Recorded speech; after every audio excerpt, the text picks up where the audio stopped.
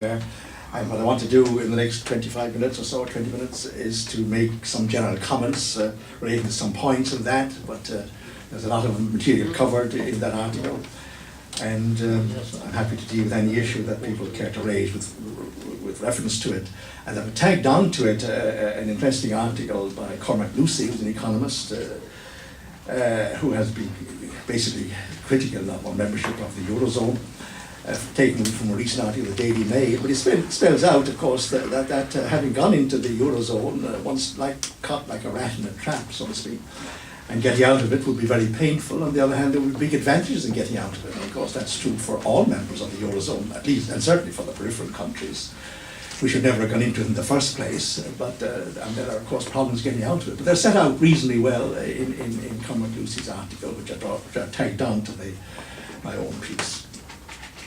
It was Bismarck who said, the great German Chancellor, that he always found the word Europe on the lips of those who wanted something from others which they dared not demand in their own names. And of course that's entirely true of the European governments, and particularly the German, French and British governments, when they give out the cant of Europhilia and the European ideal and all the rest. They're basically reflecting their own state interests. And I would put before you the proposition that the two most important political moments in the development of European integration, the original setting up of the coal and steel community followed by the Treaty of Rome, and the more recent setting up of the euro currency on the basis of the Treaty of Maastricht, have been primarily due to Franco-German state relations. It's the official myth, the founding myth of the EU, that it was set up to prevent wars between France and Germany, as if the tendency to go to war was genetically inherited, which of course is an absurdity. The reality, I suggest, which is well borne out by those who look at the actual historical facts, was that of course all the continental countries were conquered, defeated and occupied during World War II. Germany, France, Britain, Italy and other continental countries, Benelux, Holland, Belgium, had been imperial countries in their time. They found themselves in a post-war world dominated by the Russians and the Americans in the Cold War, and a fundamental impulse on the political side, at any rate, behind the whole European Union project, culminating in the Eurozone, has been to build up their power collectively, an imperial or quasi-imperial power collectively. There couldn't be big noises in the world on their own any longer, so they decided to be a big power collectively. That's not the whole story of the European project, which is a complex, many-sided project, but I think it's fundamental to understand the political dynamics. And if you go back to the beginning, the coal and steel community of 1949-50, it was not set up to prevent wars between France and Germany. It was set up to reconcile France to German rearmament in the context of the foundation of NATO, which occurred in 49-50. The Americans wanted the Germans to rearm. The French were very upset at the prospect of Germany being rearmed 5 years after they'd been occupying France. And Monnet, who was America's man in the affair, came up with a plan for a supranational coal and steel community. And so the original first step to European integration and the setting up of the Coal and Steel High Authority, which later became the European Commission, was to reconcile France to German rearmament. And the second major moment, the setting up of the euro currency, was to reconcile France to German reunification in the context of the collapse in Eastern Europe, the reunification of Germany overnight. Both Mitterrand and Thatcher would have liked to stop it. In fact, Mitterrand went off to see Gorbachev on the Crimea to see, could you stop the reunification of Germany? He couldn't, of course. The Germans knew very well that the French were upset at the prospect of the German state being greatly increased in numbers by the addition of the former East Germany. And so it was in that context that Delors and others came forth with the project for a euro currency, whereby the Germans would give up the Deutschmark, the great symbol of their post-war economic achievement, and share the running of this new European currency with the French. In return, the French said, we will move towards a political union for common foreign policy and down the road a common European army, because while the Germans are, of course, economically the strongest country in Europe, they don't have nuclear weapons. The French and British have. And then he's self-respecting, aspiring great power with some nuclear weapons. So I would say that the Maastricht deal was monetary union in exchange for political union, or put more crudely, the Deutschmark for the euro bomb. And at the very time when Maastricht was set up, you have the setting up of the Franco-German brigade, which is still in existence. Spain and Belgium have joined us since. with common officers as the nucleus for a European army of the future. So it was a political deal. And the euro, therefore, was essentially a political project, the euro currency project, to reconcile France and German reunification using economic means quite inappropriate to that purpose, which I would say the majority of economists were against. Looked at around Europe, because while it can make sense for economies at a certain level of development to have a common currency, it doesn't make sense for countries with diverse rates of productivity, different economic structures and so on and so forth, are subject to different economic shocks. But of course, all EU states, with the sole exceptions of Britain and Denmark, are legally obliged to join the euro currency, including the 10 that are currently outside it, because you know the EU encompasses 27 states, the Eurozone is just 17, but they're all supposed to join it eventually, with the exception of Britain and Denmark. So here was essentially a political project using economic means that are quite inappropriate for it. Ottmar Issing, former chief economist for the Bundesbank and later on the board of governors of the European Central Bank, said once, "There is no example in history of a lasting monetary union that wasn't part of one state." Because all states are normally, with their own currencies, are normally monetary unions. They not only have a common currency, but they have common taxes, services, and so on. And because of having common taxes and services, the poorer regions or areas of those states, the less developed provinces and regions, are to some extent compensated for not having their own currencies by having common tax and services provided by the centre. So in each national monetary union with common tax and services, the richer areas broadly subsidise the poorer to some extent by having higher rates of taxes in the richer areas, which go to the poorer areas, which normally have high rates of unemployment benefit or other public services and so on. So that exists between normal states, and virtually all states, independent states, have their own currencies, and of course they're also fiscal unions. But the Eurozone is a monetary union, a single currency area with 17 different member states, 17 different budgets, 17 different tax systems, public spending systems, and political cultures. And of course that hasn't worked. The fundamental design flaws of the Eurozone are being shown daily before our eyes. And what's happening now, and the crisis of the Eurozone, is not due to its opponents or its critics, but due to its own inherent contradictions, which are working out.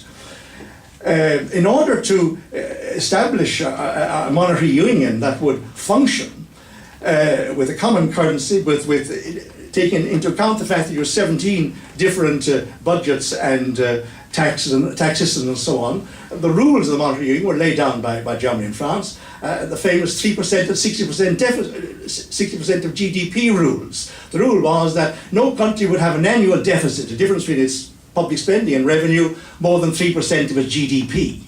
And that the total public debt would not be left go above 60% or thereabouts of GDP. They were the basic rules of the Maastricht Treaty, set out in that treaty and still in the European Union treaties, and a system of sanctions was set in place to enforce those rules, whereby if a state had a public spending that was 3% of GDP more than what they raised in revenue, a public sector deficit of more than 3%, or a rocketing and total national debt of 60% or over, then there will be sanctions. There will be warnings from the European Commission, recommendations for improvement. If the state in question continued on its reckless course, that it would be required to put money aside in the European Central Bank, and if it still persisted, that there be heavy fines imposed by majority vote of the other Eurozone states. So this system of sanctions is in the treaties. And if that system had been enforced, we wouldn't have got into the debt crisis. Because states would have had to avoid big public sector deficits. And of course there were warnings issued about Ireland and Portugal in the early 2000s, but when France and Germany themselves broke the rules, the so-called Stability and Growth Pact went out the window, and the attempt to enforce the rules of the treaties was abandoned. And what's now being talked about in the Eurozone or the Eurozone states is to try and go back to that system and strengthen the system of penalties. And they're now talking about imposing automatic penalties on states that breach the 3% or 60% rules. So that instead of these being imposed by majority vote of the Eurozone states, they'd be automatic and only be lifted by majority vote. That's currently a proposal which has been recently discussed in the European Parliament and may be embodied in this ESM treaty, which is being planned for down the road. So the original rules were broken, and when they were broken by the big states, France and Germany, which had been decisive in setting them up in the first place, of course they went out the window, and they greatly facilitated the property bubbles and so on that have developed since. We joined the system in 1999 when we locked our currency exchange rates together, and then the euro became circulated in normal transactions 2 years later. I suggest to you that joining the Eurozone was the biggest mistake the Irish state ever made, and that those who pushed it, our main political parties, many influential people in the media and elsewhere, acted in a criminally irresponsible way. For the Irish state to join the Eurozone was really criminally irresponsible, I suggest, and we really need an inquiry as to how it came about, because as that article I gave you there indicates, we still do nearly 2/3 of our trade outside the Eurozone, trade being exports and imports together. We roughly do 1/3 of our trade with the Eurozone countries, the other 16 members, 1/3 with the United Kingdom, Britain and the North of Ireland, and 1/3 with America and the rest of the world. I'll give you the 2009 figures there. The 2010 figures I haven't yet incorporated, that's why I put this is the draft article which I've distributed. So all the other Eurozone states, the other 16, do half or more of their trade with one another, but we're an outlier. We do nearly 2/3 outside the Eurozone. So as America, the dollar goes down or the pound sterling goes down, we of course, in the recent period have been going up with the Eurozone. The implicit value now of the Irish pund would be about 110 pence sterling, and you remember how that of course crucifies Irish exporters to Britain. So on the trade side, it was very stupid for us to do that, and of course in the later 1990s, in 1993 and 1999, we had the biggest boom the Irish state ever had. Between 93 and 2001, we had nearly an 8% growth rate per year. And that was the only period in the history of the Irish state when we actually followed an independent exchange rate policy, allowing effectively the Irish pund to float vis-a-vis the currencies of its major trading partners. And that gave us the Celtic Tiger of the later 90s. And then when we joined the Eurozone, we more than halved our interest rates, because the Eurozone interest rates were low at that time, primarily to suit Germany and France, which were in recession in the early 2000s. And the rate of interest in the Eurozone is primarily set, of course, quite rightly, to suit its most populous areas, which is France and Germany. They were in recession in early 2000s, low interest rate. So when we joined the Eurozone, we more than halved our interest rates. We suited negative interest rates. And the boom became boomier, as Bertie Herden put it. And that, of course, was what primarily encouraged the bubble of the early 2000s, which culminated into the 2004-2006 period. So on the trade side, we adopted a totally inappropriate exchange rate by joining the Eurozone, a totally inappropriate interest rate regime. We needed higher interest rates at the time to cap the boom. Instead, we got lower. And by coincidence, the first 2 or 3 years of Eurozone membership, 2000, 2001, 2002, the euro went down vis-a-vis the dollar, so we became actually more competitive within the Eurozone for a period. But then subsequently, of course, the euro has been going up and bringing us up with it, which has encouraged Irish shoppers to go from Dundalk to Newry to do their shopping, of course. So on those two sides, it was quite an inappropriate step. And the third step was, of course, to put us under the rule of the European Central Bank. We had our bubble because of the totally inappropriate interest rates. We had the Irish banks lashing out vast loans to the property developers. We had foreign banks lending to the Irish banks on lending to the Irish property market. And then when the bubble burst in 2008, the European Central Bank said, well, no Irish bank must be let fail. The famous blanket guarantee to the banks given by the two Bryans on September the 30th, 2008 was not due to their mental aberration. They were subject to the policy of the European Central Bank. Trichet had phoned Lillian the weekend before that guarantee, saying no Irish bank must be let fail. The relevant bank was, of course, Anglo-Irish, which owed some 30 billion to German, British and French banks in that order. Anglo-Irish should, of course, have been let fail. It was insolvent. But the Trichet company said, no, it mustn't be let fail. If it lets fail, German, British and French banks are going to take heavy hits. And you'd have contagion spreading all over Europe. If this major bank fell in Ireland, the same thing would happen elsewhere. And you'd have the German and French banks who'd lent to Ireland and to Greece and to Portugal being hard hit. So they must be kept solvent. And how to do that? Pass on their debts to the Irish taxpayers. That, of course, was what was done. The Irish government had only guaranteed the deposits that had been placed by Irish savers in the Irish banks. They also guaranteed those banks' creditors or bondholders, the foreign banks and others from whom the Irish banks had borrowed. And that was the policy of the European Central Bank, which to this day, and of course subsequently you have the guarantee, and then you have the bailout that was pushed on us last November, all as part of the policy of the European Central Bank, which we subjected ourselves to on joining the Eurozone. The countries outside the Eurozone who are in the EU, there are 10 of them in total, are thanking their stars they didn't join it. The country in Europe last year which had the highest growth rate was Sweden, 5.5% in 2010, in the EU but not in the Eurozone. The Swedish people rejected membership of the Euro in a referendum in 2003, even though the bulk of their political class wanted to join it at the time, but they were lucky to stay out, and they had a good economic growth rate last year. So that's the position. And now we're faced with the crisis of the Euro as these bubbles have developed and in the various countries and the huge public sector deficits. And of course, if the banks don't, if the banks in countries like Greece and Ireland and so on, if they don't repay their loans, the German, British, and French banks are badly hit. So that's the current situation, and it's quite clear from recent discussions between Merkel and Sarkozy that they see that the Eurozone as their new field of operation, so to speak.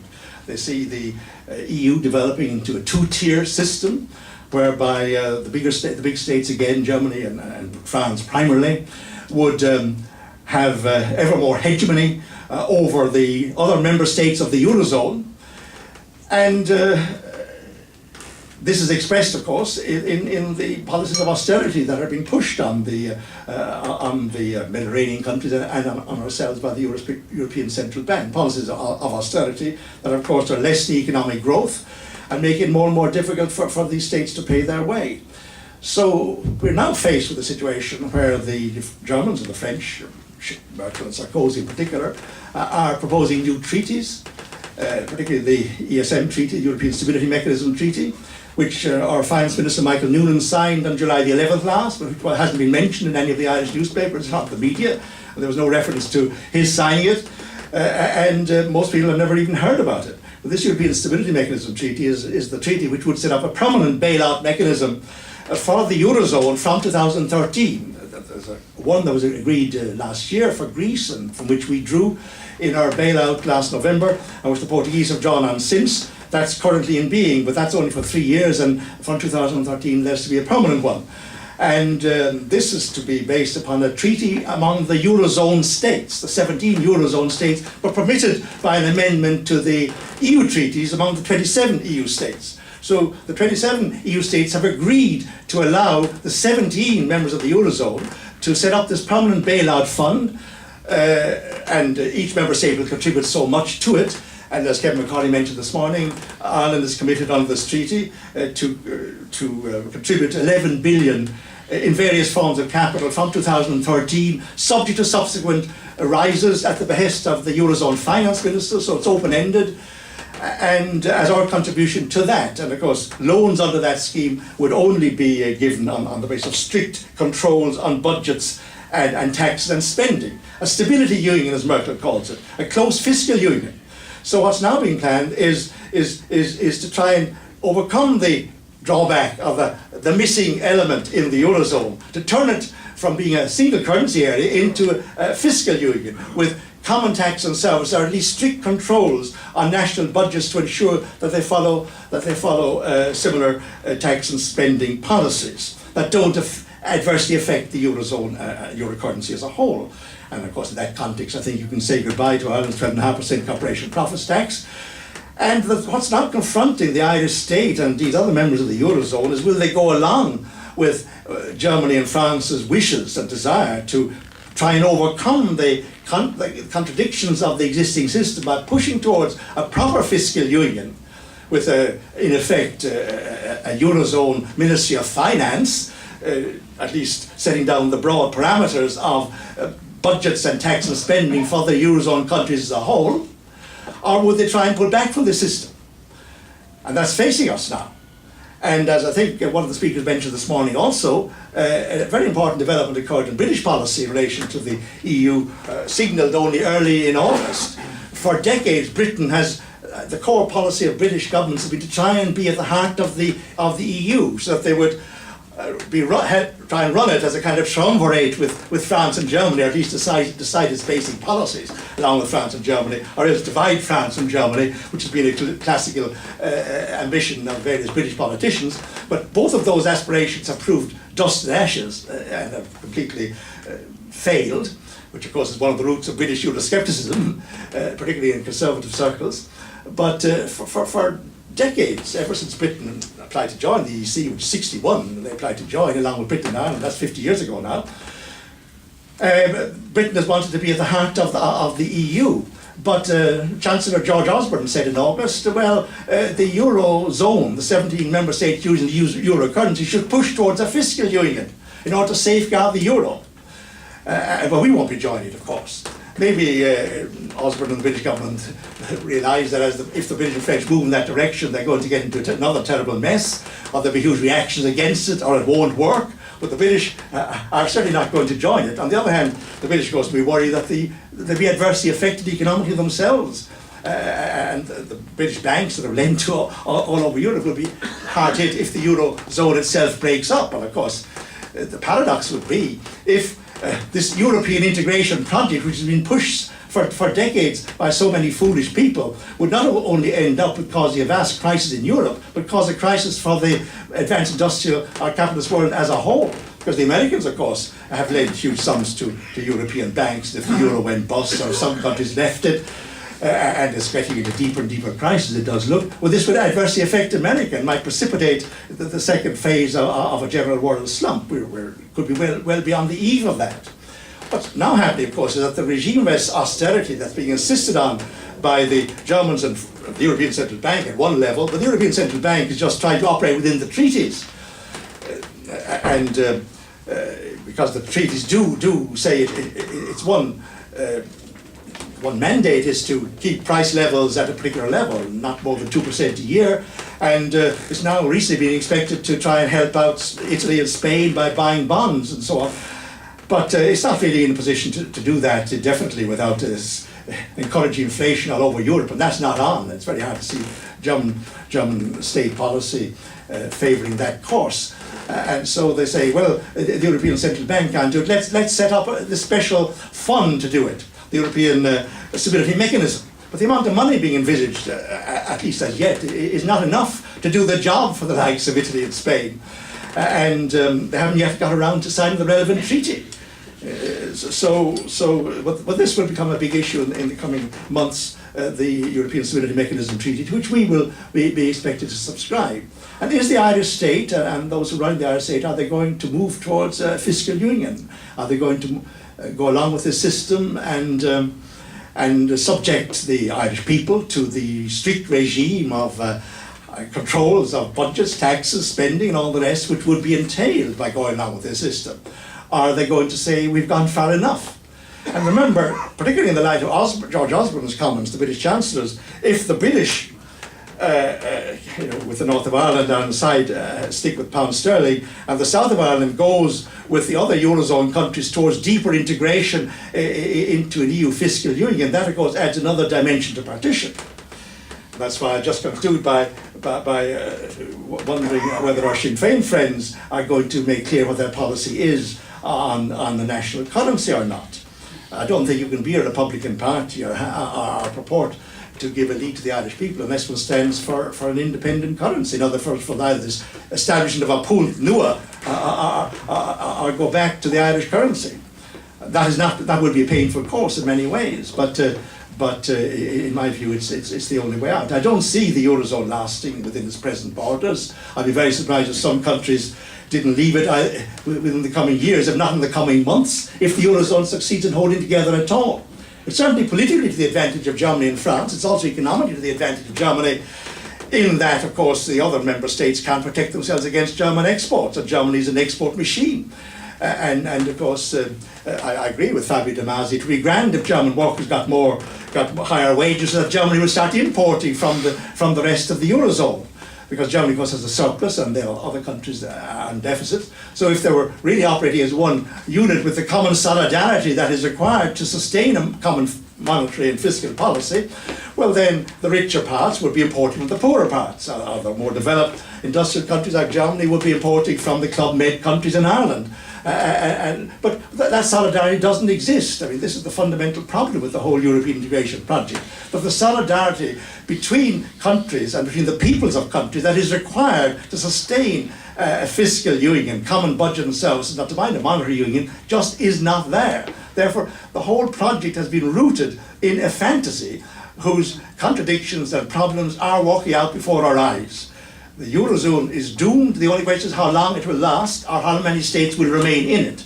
And there's still a question mark whether it will all break up. Of course, if we left, or Irish currency, of course, the independent Irish currency would go to the floor, and the German Deutschmark would go to the roof. But that would reflect more realistically the competitive positions of the various countries.